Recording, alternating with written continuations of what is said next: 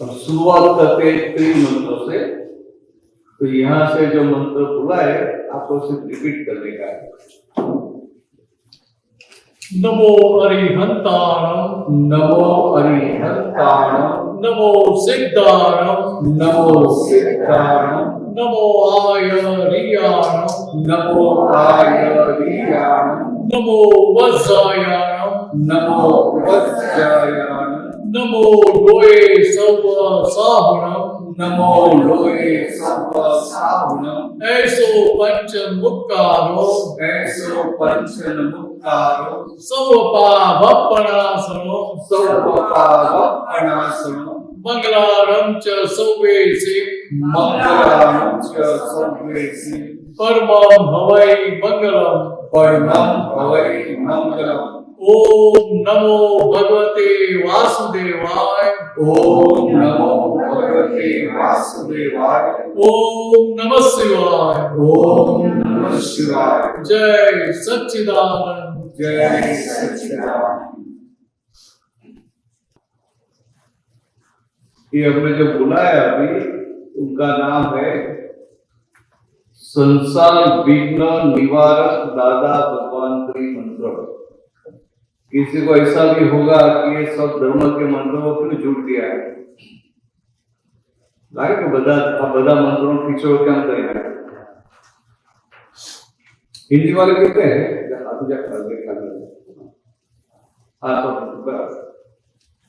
तो भाई हिंदी में बात करो, कोई प्रॉब्लम नहीं, पर मेरी हिंदी गुजराती हिंदी है, बम्बई है, चलेगा, आप समझ लेंगे, समझ में आए। ये मंत्र जो है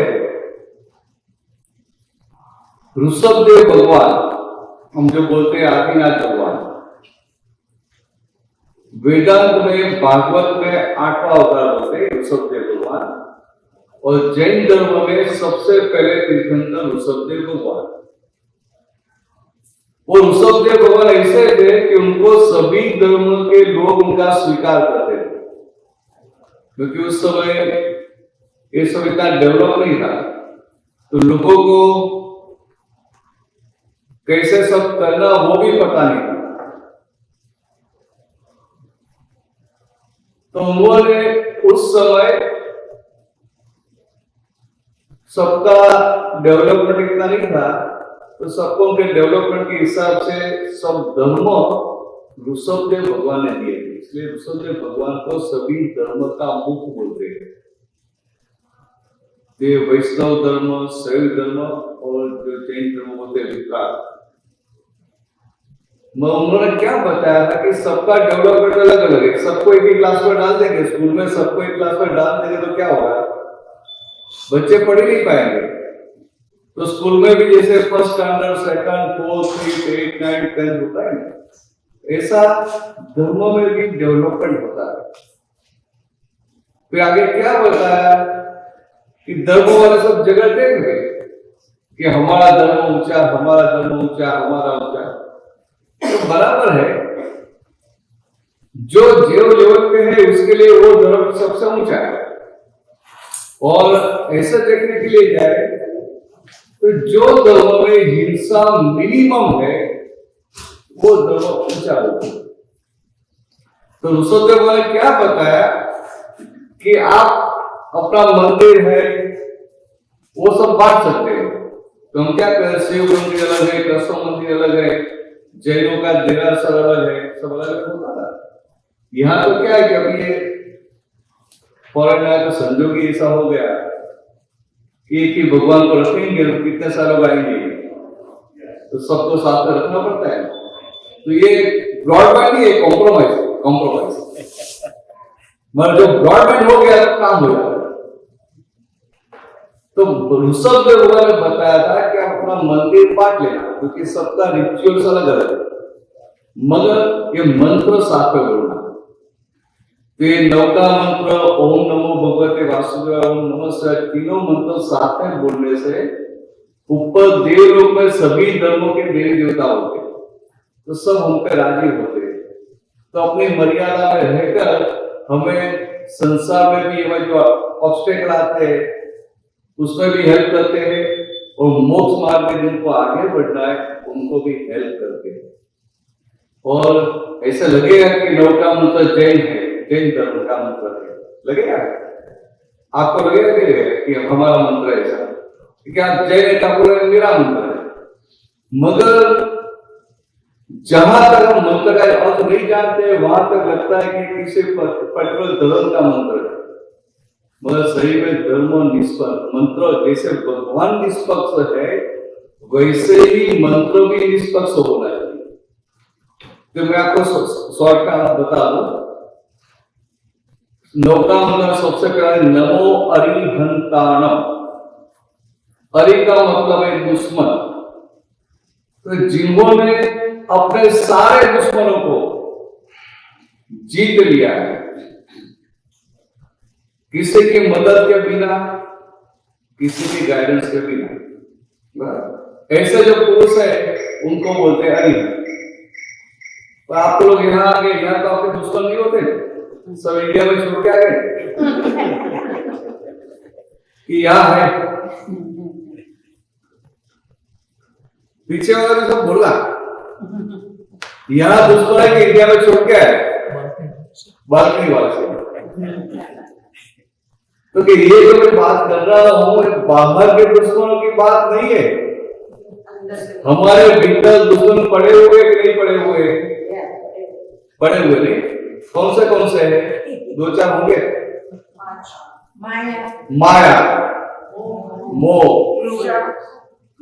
क्रोध, ईर्ष्या, बराबर है।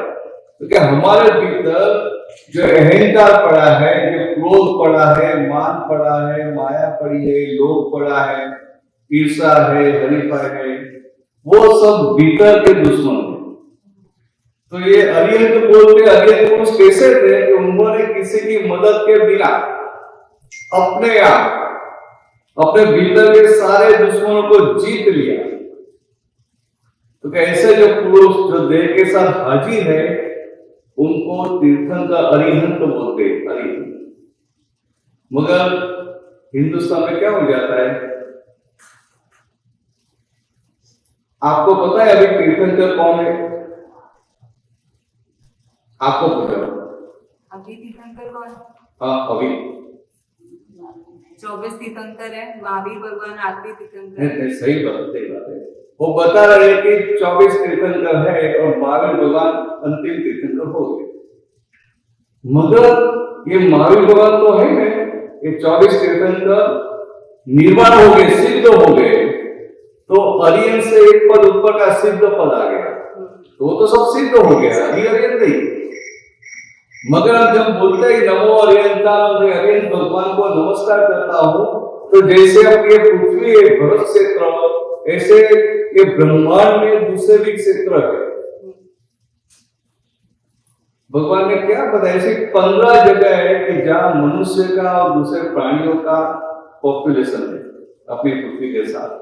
तो 5 भरत क्षेत्र, 5 महाविद्य और 5 ऐरावत। उसमें महाविद्य क्षेत्र में अभी 20 तीर्थंकर विहरमान विचर है, क्या ट्रैवर्स है। और हमारा भरत क्षेत्र का ऋणानुबंध हमारा हमसे सबसे नजदीक महावीर में सिमंदर स्वामी है। तो ये सिमंदर स्वामी वर्तमान तीर्थंकर है ना, ये जो फोटो है सिमंदर स्वामी का वर्तमान तीर्थंकर। तो ऐसे पुरुष जिसका क्रोध वाला चला गया है, उनको उनका खुद का कोई धर्म नहीं होता है, धर्म से पर हो गए, धर्म से ऊपर चले गए।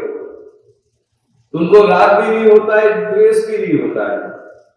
तो ऐसे जो निष्पक्ष पुरुष जो देह के साथ हाजिर है, ऐसे सिमंदर स्वामी है। तो जब हम उनको नमो अरिहंताणम बोलते हैं तो जैन धर्म की बात नहीं है, कोई भी है, कोई भी ऐसे उनको हम नमस्कार करते हैं।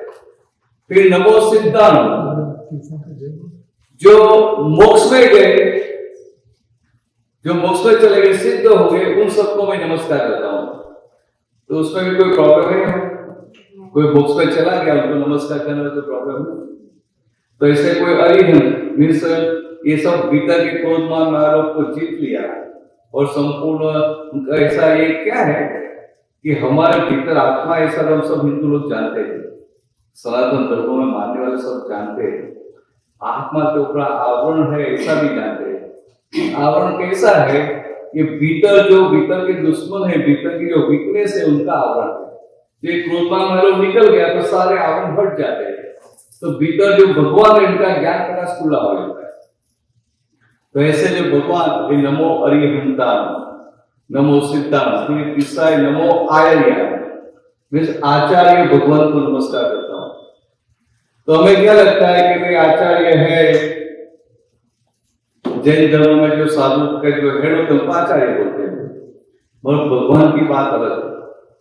भगवान ने क्या बताया कि जिनको आत्मा ज्ञान हो चुका है और बाद में आत्मा का आचार पालन करते हैं, दूसरों को सिखाते हैं, उनको आचार्य बोलते हैं। फिर उनके बाद नमो उपाध्याय, उपाध्याय भगवान को नमस्कार करता हूं। तो कभी आत्मज्ञान हुआ है वह पूर्ण नहीं हुए, खुद पढ़ाई करते और दूसरों को पढ़ाते। और पांचवा है नमो लोके सौव साधुनम, इस जगत के सारे सभी साधुओं को मैं नमस्कार करता हूं। अभी जब ऐसा बोलेंगे सभी साधुओं को नमस्कार करता हूं, हमें क्या दिखाई देगा? भगवा कपड़ा वाले, सफेद कपड़ा वाले, दिगंबर, ऐसा जिसने संसार का त्याग किया है, तो हमें लगता है वो साधु है। और भगवान बहुत पक्के हैं। किसी ने कपड़े का त्याग किया, साधु का वेश पहन लिया, इसलिए वो साधु ऐसा नहीं है। भगवान ने क्या बताया कि जिनकी दृष्टि जो एक ऐसा है जो आत्मदशा की साधना कर रहे हैं वो साधु, और दूसरी तरफ से क्या बताया कि जिनकी दृष्टि संसार के विनाशी सुखों की ओर से मुड़कर आत्मा के अविनाशी सुख की ओर हो गए, उनको साधु बोलते हैं। फिर वो कोई भी जगह पे कोई भी धर्म में है। फिर बोलते ऐसो पंच नमक काव्य, 5 को नमस्कार, सभी पाप का नाश करते हो, सभी मंदिर में सबसे ऊंचा मंदिर। फिर जैनों का नौका मंत्र, मतलब उसमें जैन जैसा कुछ है ही नहीं, तो जैन लोग पकड़ा कि हमारा मंत्र तो हम छोड़ देते, उनका अच्छा बना। हाँ, उदाहरण बड़े मंत्र छोड़ उनको कर ले। फिर दूसरा मंत्र है ओम नमो भगवते वासुदेवाय। तो हमें क्या लगता है कि एक वैष्णव को लगता है कि ये हमारे भगवान की भक्ति करते हैं कि वासुदेव भगवान को मैं नमस्कार कर, कृष्ण को वासुदेव बोलते हैं, तो वासुदेव भगवान को मैं नमस्कार करता हूं। पर कैसा है, कृष्ण भगवान जो हो गए ना, ये अर्ध काल चक्र में 9 वासुदेव होते हैं। इन 9 में जो लास्ट हो गए कृष्ण भगवान हो गए, फिर दूसरे होंगे। तो वासुदेव भगवान ये कृष्ण भगवान को नमस्कार करता हूं, मगर कैसा, क्यों करने का? कि कृष्ण भगवान कैसे थे आपको पता होगा। कृष्ण भगवान का जन्म कहाँ हुआ था? जेल में हुआ। फिर उनका जन्म हुआ, उनको लेके भागना पड़ा था सामने गोकुल में।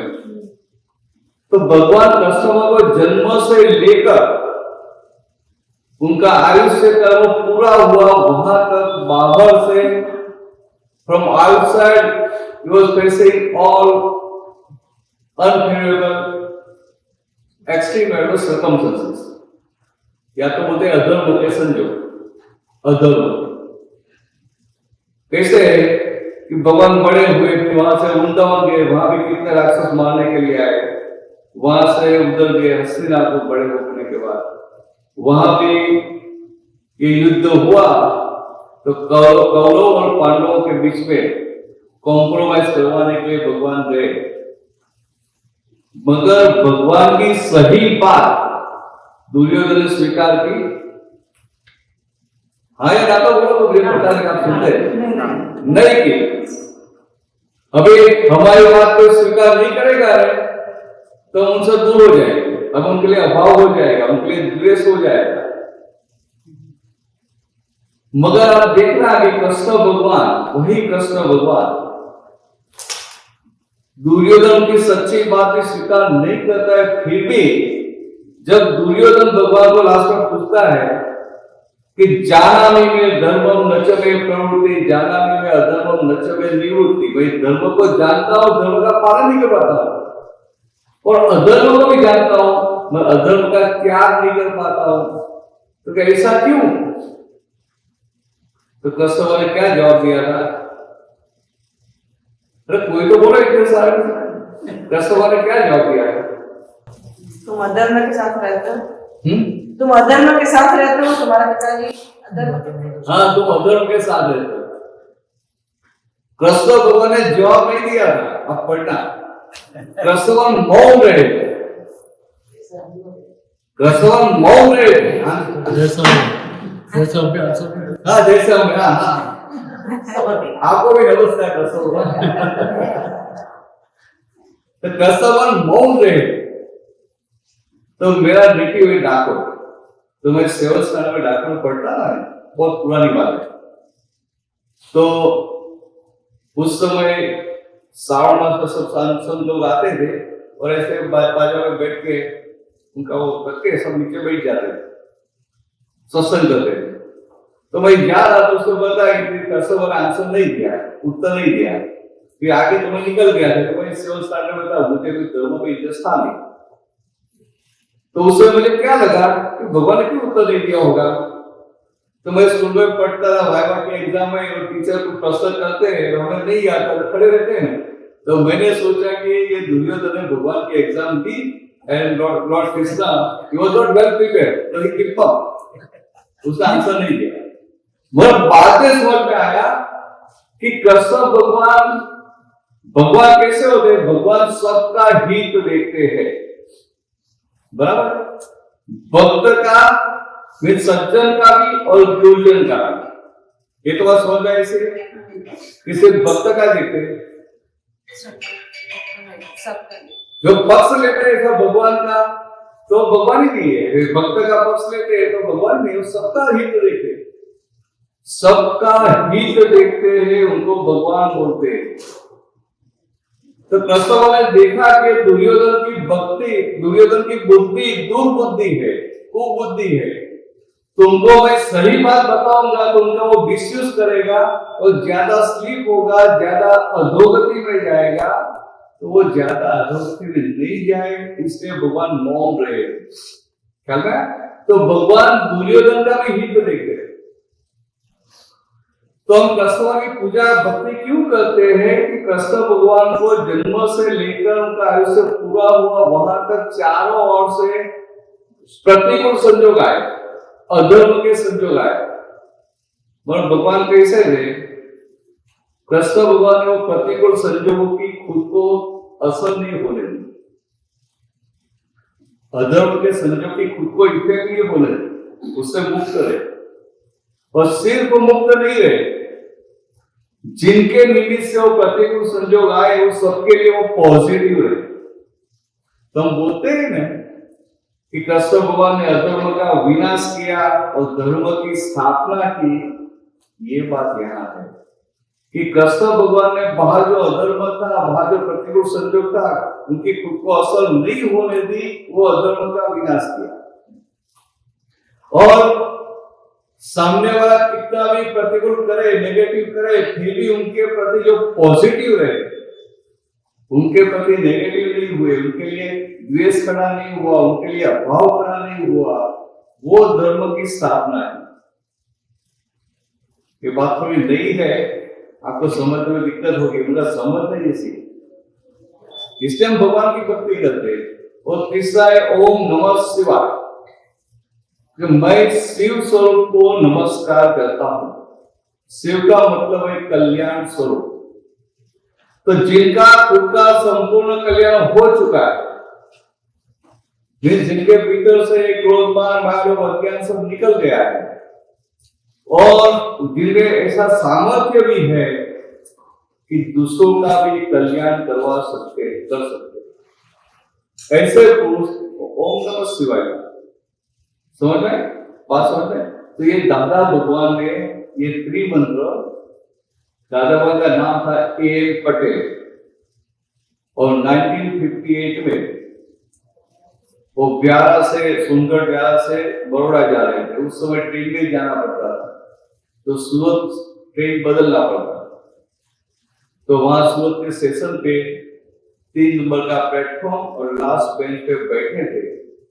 तभी कुदरती बट नेचुरली ज्ञान प्रकाश खुला हुआ और सब कुछ उनको दिखाई दिया। और उसी समय से उनका देह और आत्मा दोनों अलग हो गए। समझा?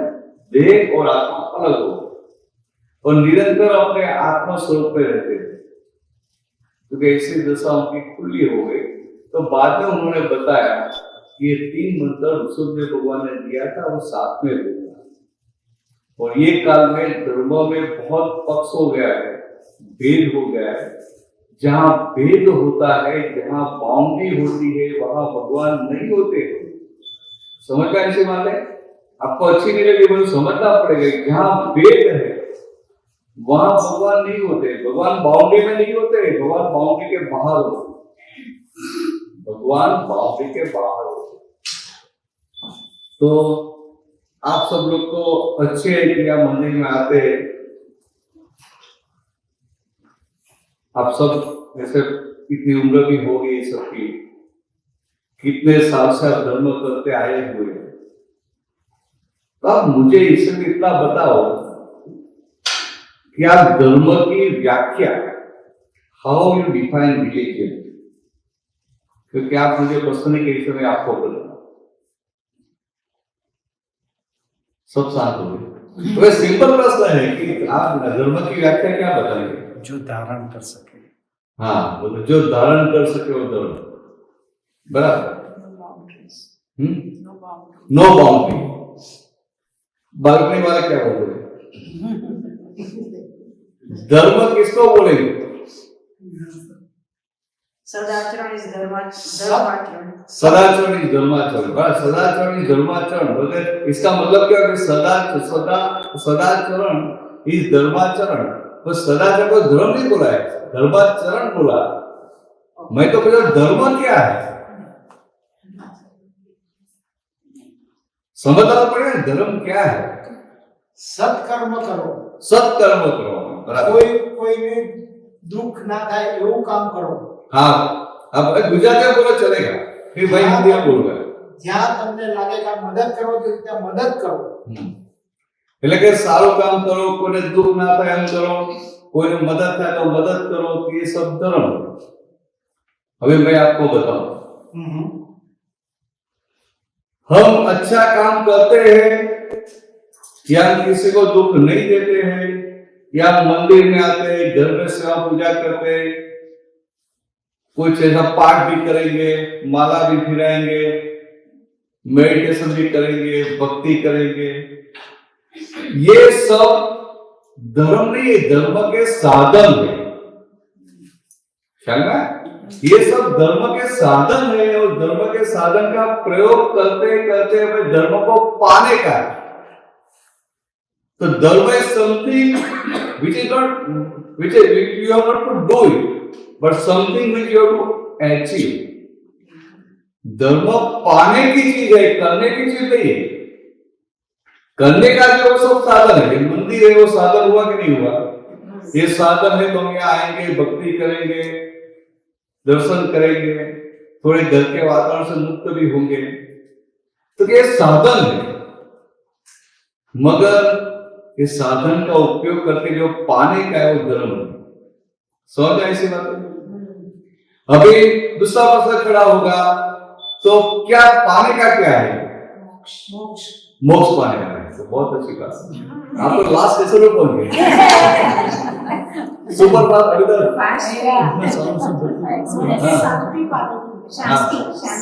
तो ऐसे सिस्टम में बता रहा हूँ कि धर्म पाया कब बोल सकते हैं? क्या आप घर में रहते हैं, आपके घर में रहते हैं, दूसरे घर में जाके रहते हैं, अपने घर में रहते हैं, अपना ही खाना खाते हैं, तो क्या हमें ये सब हम हमारे घर में रहते, हमारा खाना खाते हैं, तो इतना तो होना चाहिए कि हमें घर में या बाहर किसी के साथ टकराव न हो,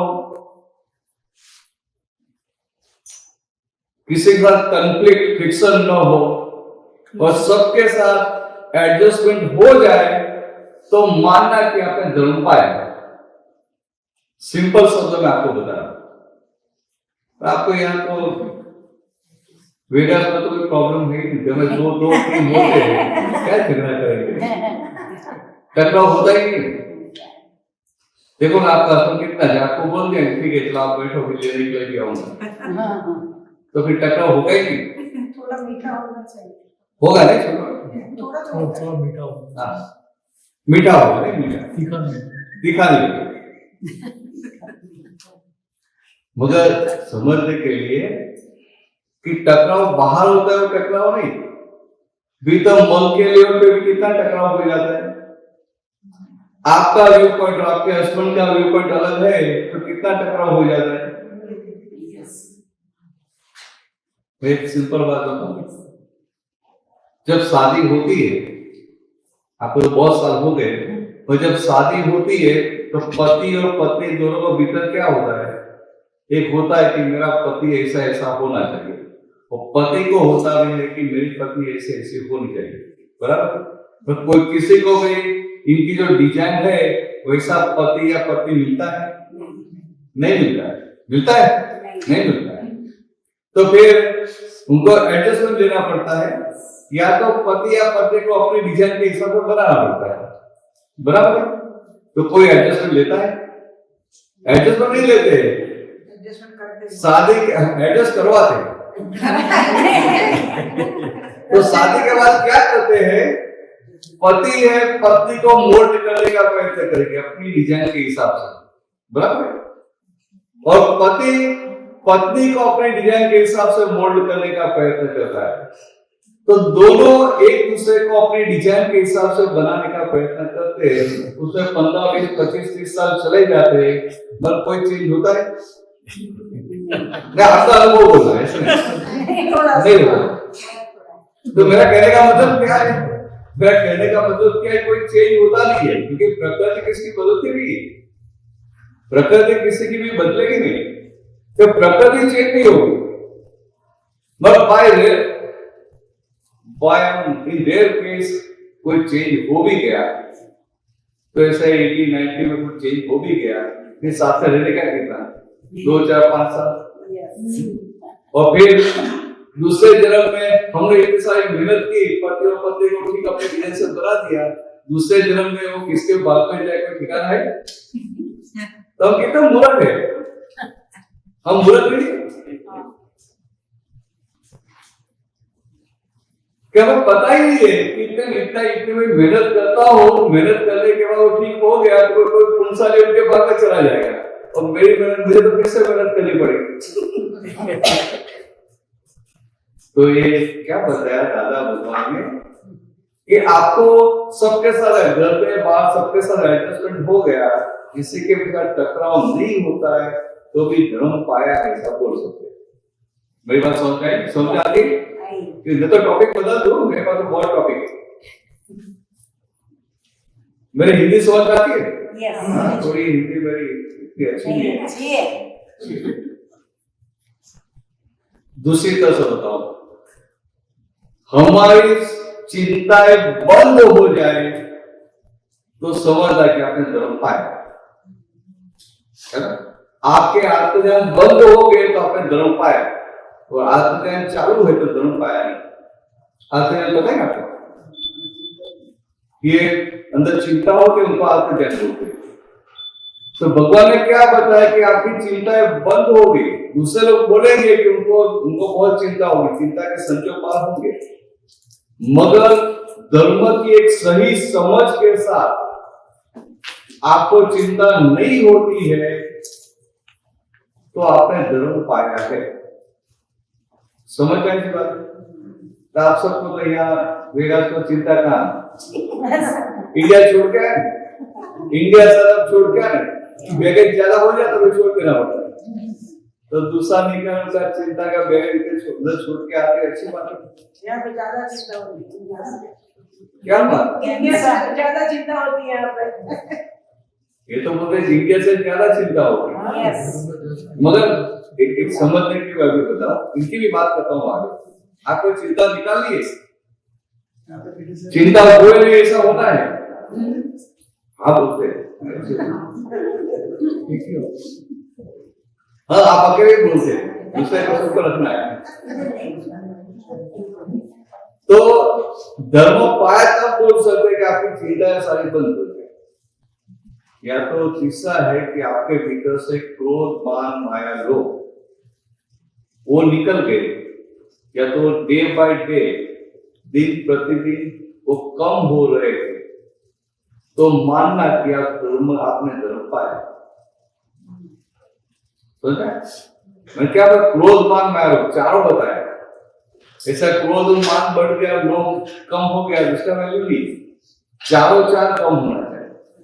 तो चारों कम हो रहा है, एक्चुअली खत्म हो जाना चाहिए, मगर अभी एक कलयुग है, 5वां आना है, तो कैसे होगा? तो थोड़ा देना पड़ता है, देशपाल देना पड़ता है। तो ऐसा डे बाय डे कम भी हो रहे तो भी मानना कि आपने धर्म पाया। आप सब में अहंकार है? अच्छा, पर अहंकार किसको बोलते हैं?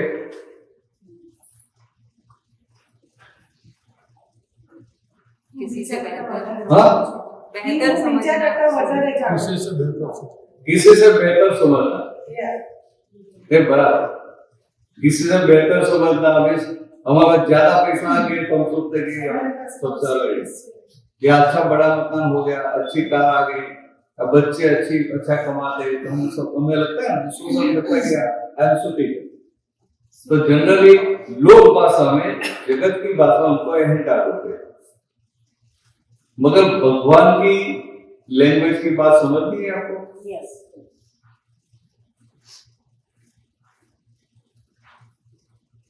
क्या आपका शुभ नाम? First name? વિદ્યા. विद्या। तो विद्या आपका नाम है, बराबर?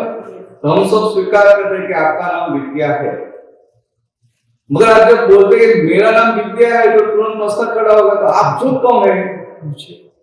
विद्या। No, વિદ્યા. विद्या। વિદ્યા. VIDHY. आप जब बोलते हैं मेरा नाम विद्या है, तो then who are you? आप जब बोलते हैं मेरा नाम, तो आप कौन है? आत्मा। आत्मा। बात तो एकदम 100% सही आंसर, लॉक कर सकते हैं ऐसा। मगर शब्द से आत्मा बोलेंगे तो चलेगा? आत्मा होके आत्मा बोलेंगे तब चलेगा, चलना? तो भगवान ने क्या बताया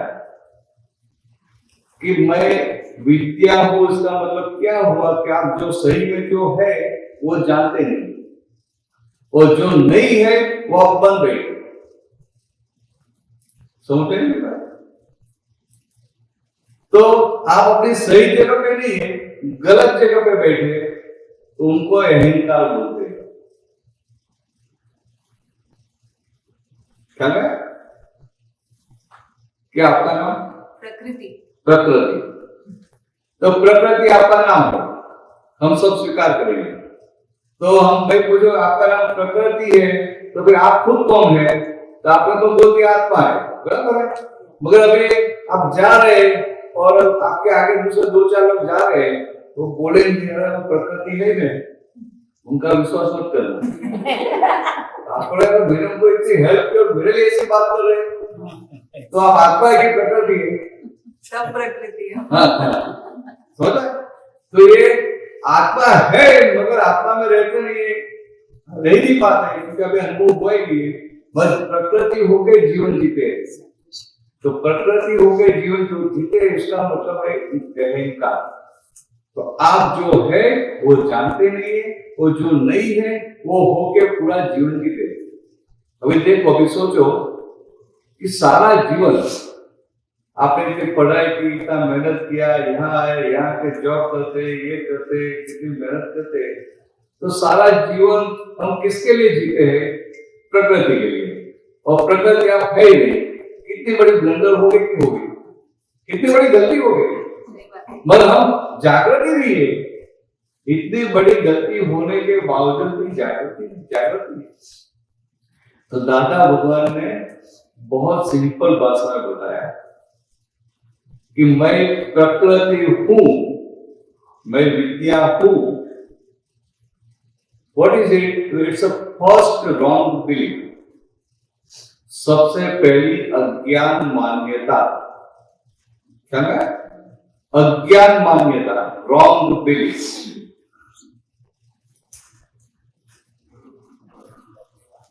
कि मैं विद्या हूं और पहली रॉन्ग बिलीफ होगी, फंडामेंटल रॉन्ग बिलीफ, और ये रॉन्ग बिलीफ है तो दूसरी रॉन्ग बिलीफ खड़ी होगी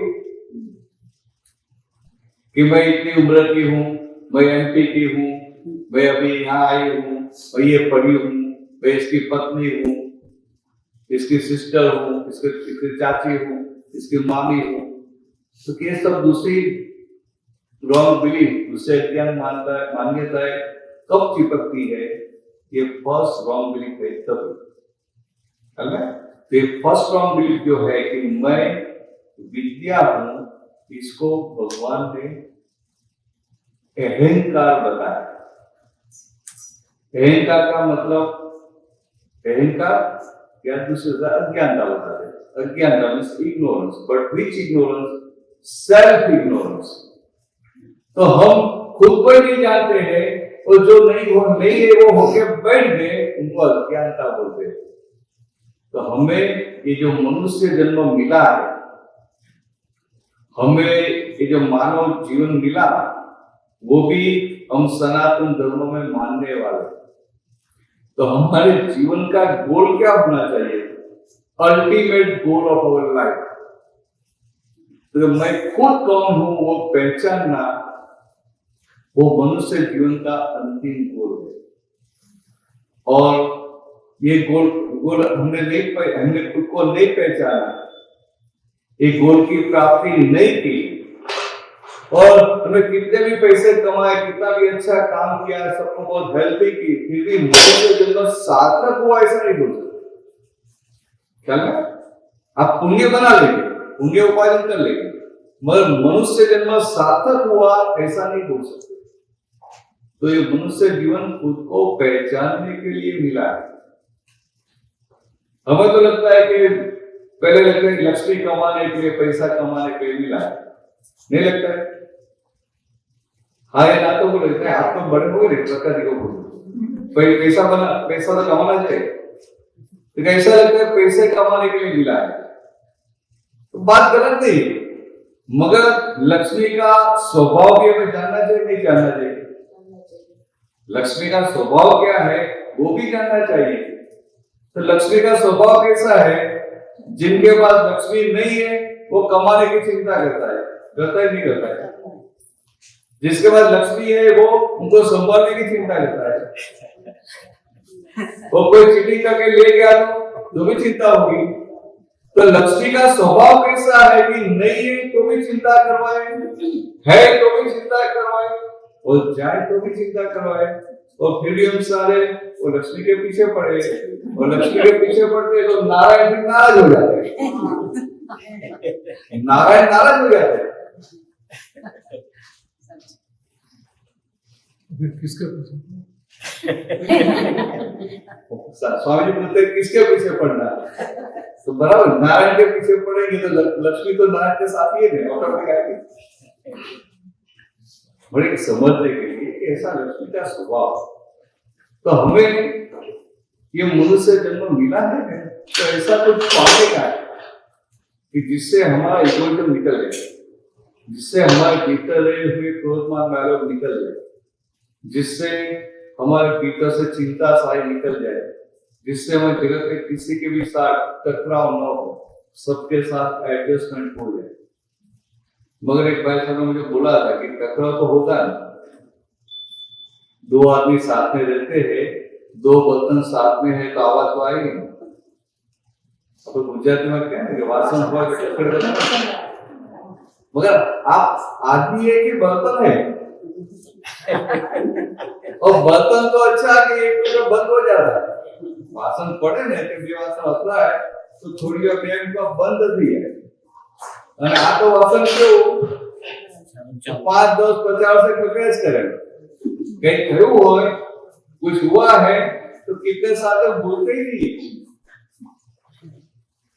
तो ये समझने के लिए बताया कि हमें ऐसा कुछ प्राप्त करने का। तो बता रहे टका तो जाएगा किधर? तो दादा भगवान है, तो दादा भगवान का एक दूध का भतीजा,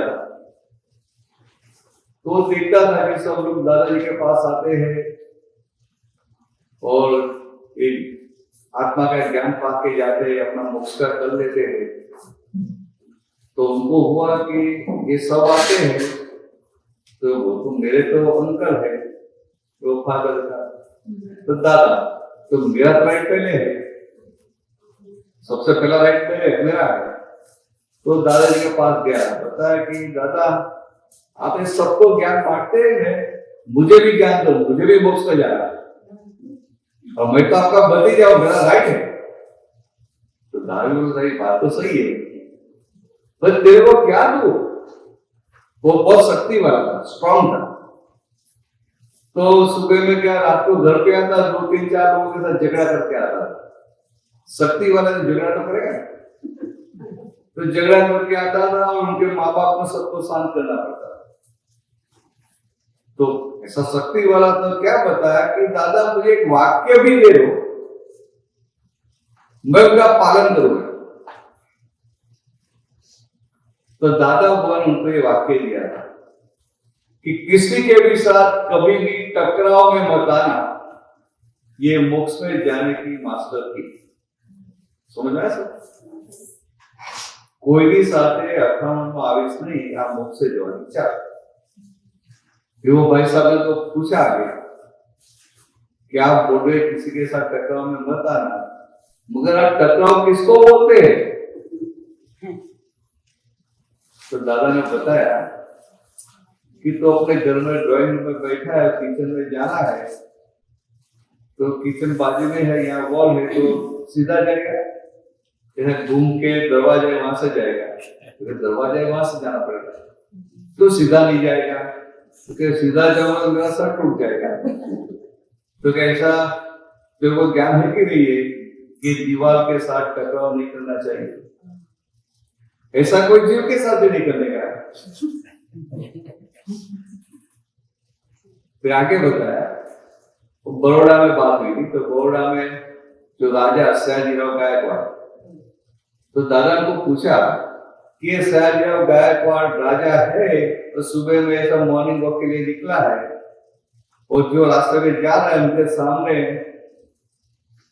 वो बड़ा आक्रो આવતો હોય,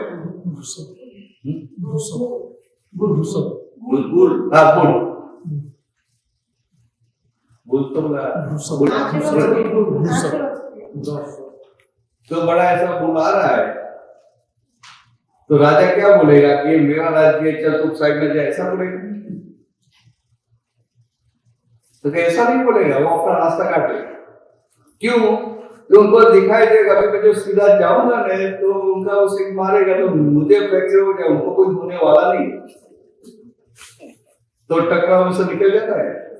तो उनको ज्ञान है कि टकराव करने से मुझे नुकसान होने वाला है, उनको समझ में आता है, तो वहां टकराव से निकल जाता है। और ये ज्ञान नहीं है, उनको क्या होता है कि उनको क्या लगता है कि जैसे इंडिया में पहले कुछ तितली आती थी, तो घर में आके मिरर पे जाके अपने चाट मारती थी, तो हम देखते हैं तो हमें लगता है कि ये तितली मिरर के साथ टकराव करती है, और हमें दिखाई नहीं देता क्यों करती है।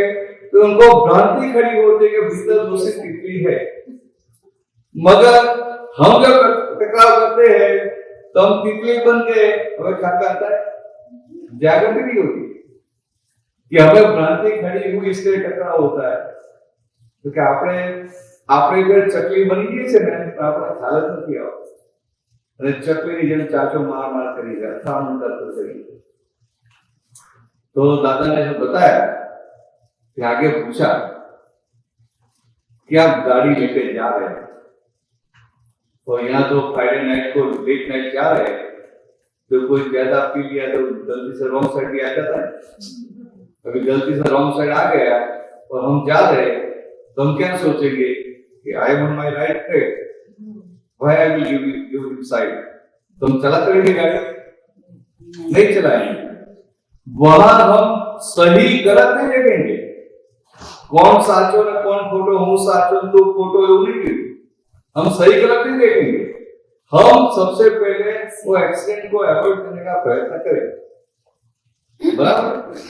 और एक्सीडेंट हो गया तो नुकसान किसको होगा? जो सही है वो भी गलत है उनको, दोनों को। बहुत अच्छी बात है कि दोनों को नुकसान होता है। तो जैसे दोनों गाड़ी को नुकसान होता है, ऐसे यहाँ भी हमें भी कोई मनुष्य के साथ जब टकराव होता है तो दोनों को नुकसान होता है। बट क्या नुकसान होता है? मोक्ष मार्ग में आगे बढ़ने के लिए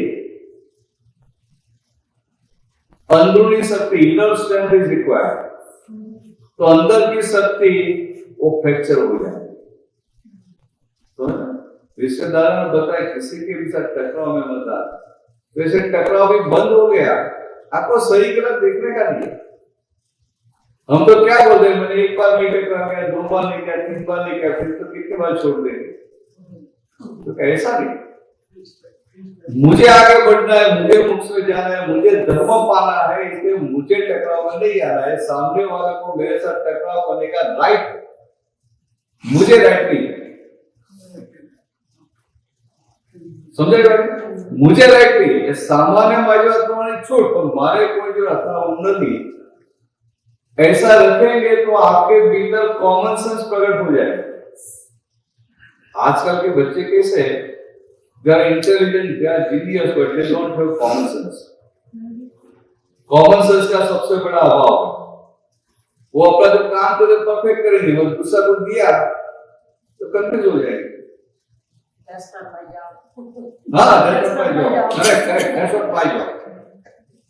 और पहले हिंदुस्तान में कैसे थे, उनको कोई भी काम कर दो, बोल दो, करके आए। तो कॉमन सेंस वाले हैं। तो आजकल इंटेलिजेंट है but they are lacking in common sense. तो ये जो डिसाइड करते हैं मुझे किसी का टकराव में नहीं आना है, तो कॉमन सेंस कड़ी हो जाती है। और कॉमन सेंस खुली वैसा 1, 2, 4% में टकराव में नहीं आया, इतनी अच्छी कॉमन सेंस हो जाती है कि फिर कोई भी टकराव के लिए आता है वो साइड में से निकल सकता है। तो ऐसा निकल गया तो फिर वो बुक्स बात कर आगे बढ़े। अभी पूछो, आपके भी प्रश्न पूछते हैं, बराबर? अपना इंटरेक्टिव रखेंगे। तो मैं तो बोलता जाऊंगा, मेरा तो बिजनेस है, तो मुझे बोलने में कोई प्रॉब्लम नहीं। 2, 3, 2 घंटा, 3 घंटा, 4 घंटा, 5 घंटा, मैं तो बोलता हूँ। मगर आपके जो प्रश्न है उनका सॉल्यूशन आए। ટકરાવ માટે તો સામેથી થતું હોય તો શું બરાબર છે કે આખો આવ્યો તો પેલા ના આવે, પણ સામેથી થતું હોય તમે રસ્તો કેવી રીતે બદલી શકો? આખો બરાબર છે, તમે જોઈ શક્યા, ધારો કે આવ્યું હોય તો તમે કેવી રીતે રસ્તો બદલી શકો એના માટે? बराबर। जो आपको सबसे पहले भीतर क्या रखने का है कि मुझे किसी के भी साथ टकराव में आना नहीं, बराबर?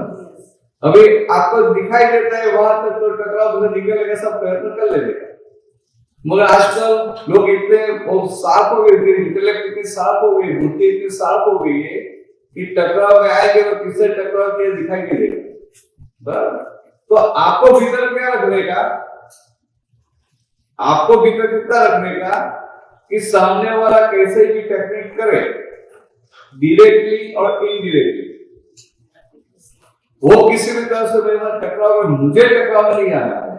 तो आपका ये जो डिसीजन है ना, तो कुदरत आपको हेल्प करेगी टकराव में से निकलने के लिए। संभाव से निकाल कैसे करना है, ये तो कुछ ही बात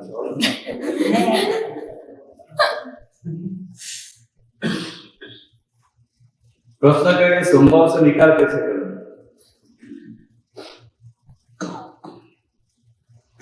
ये तो जागृत हो गए उनके लिए, तो जागृत हो गए उनके लिए, सबके लिए नहीं, सबके लिए बहुत डिफिकल्ट है। समझ सकते જાગૃત થવાની કોશિશ કરી રહ્યા છે। हाँ પ્રકાશભાઈ જાગૃત થવાની કોશિશ કરી રહ્યા છે, એટલે તમારી પાસેથી हाँ हाँ, तो मैं क्या मैं पक्ष हो गई। મારા ભાઈ છે। हाँ हाँ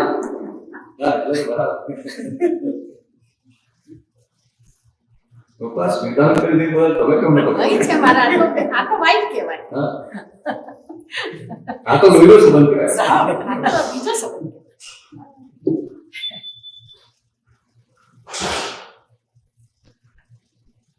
तो एक्चुअली क्या है कि खुद को पहचानना वो सबसे बड़ा है, खुद को पहचान, मगर किसी को पता नहीं। और लोग क्या मानते हैं कि खुद को पहचानना सबसे डिफिकल्ट है, ऐसा लगता है नहीं लगता? या तो बुक्स में जाना कैसा है, बहुत डिफिकल्ट बोलेंगे डिफिकल्ट। फिर जगत के सभी लोग ऐसा बोलते हैं कि खुद को पहचानना, मोक्ष में जाना सबसे डिफिकल्ट है, कितना सब करना पड़ता है, ये करो वो करो, ये करो, संसार का त्याग करो, सब छोड़ दो, ये करो, ऐसा कितना मानते हैं। मगर दादा भगवान ने जो बताया इस रियली अमेजिंग। दादा भगवान ने क्या बताया कि आपको अधर्म करना है, गलत काम करना है,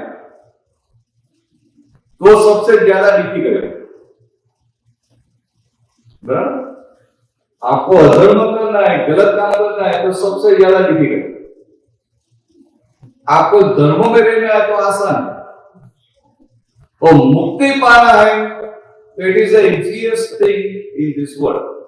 सबसे आसान में आसान कुछ है तो मुक्ति पाना, ऐसा बताया। समझ में आया कि मैंने रिवर्स कर दिया बोलने में, प्रकृति रिवर्स कर दी।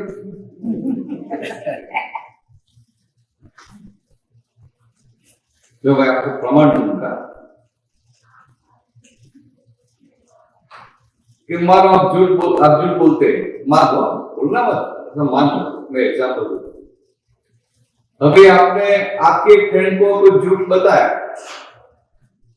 आप तो आसानी से बोल देंगे, फिर बाद में एक महीने के बाद दूसरी आपकी फ्रेंड कॉमन फ्रेंड मिलेगी, उनके साथ वो बात निकलेगी, तो आपको ध्यान में रखना पड़ेगा, मैंने उनको बोला है, अभी उनको जो सही बात बताऊंगा तो प्रॉब्लम हो जाएगा, तो याद रख के उनको भी ऐसा बोलना पड़ता है, फिर सब ध्यान करना पड़ता है, सब याद रखना पड़ता है, तो कठिन नहीं। और जो सत्य बोलता है धर्म, जो सत्य ही बोलता है उनको कोई टेंशन रहेगा, किसी भी प्रकार का टेंशन नहीं रहेगा। और मुक्ति पाना क्या है? मुक्ति पाना,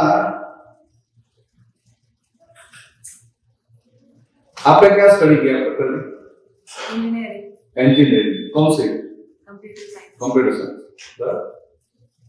तो आपका जब जन्म हुआ तभी आप इंजीनियर थे, समझ रहे? तो आप जो नहीं थे वो होने के लिए आपको 20-22 साल तक मेहनत करनी पड़ेगी। तो हम जो नहीं है वो होने के लिए मेहनत करनी पड़ती है। और मुक्ति का मतलब क्या है? मोक्ष का मतलब क्या है? हम जो है वो होने का है, तो हम जो है वो होने में मेहनत होती है? हाँ, होती है। हम जो है वो होने में मेहनत नहीं होती है।